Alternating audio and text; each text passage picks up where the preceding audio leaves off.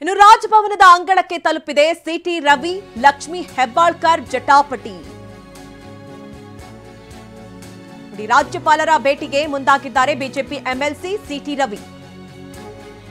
ಇನ್ನೇನು ಕೆಲವೇ ಕ್ಷಣಗಳಲ್ಲಿ ರಾಜಭವನ ತಲುಪಲಿದ್ದಾರೆ BJP MLC city Ravi. BJP ನಾಯಕರ ನಿಯೋಗ ರಾಜ್ಯಪಾಲರನ್ನ ಭೇಟಿಯಾಗಿ ದೂರನ್ನ ನೀಡಿತ್ತು. ಬಿಜೆಪಿ ದೂರು ನೀಡಿದ ಬಳಿಕ ಸಿಟಿ ರವಿಗೆ ರಾಜ್ಯಪಾಲರು ಕರೆ ಮಾಡಿದ್ದಾರೆ. ಅಂದ್ರೆ ಸದನದಲ್ಲಿ ನಡೆದಂತಹ ಘಟನೆ ಕುರಿತಂತೆ ಮಾಹಿತಿಯನ್ನ ಪಡೆದುಕೊಂಡಿದ್ದಾರೆ ಗೆಹ್ಲೋಟ್ ಅವರು.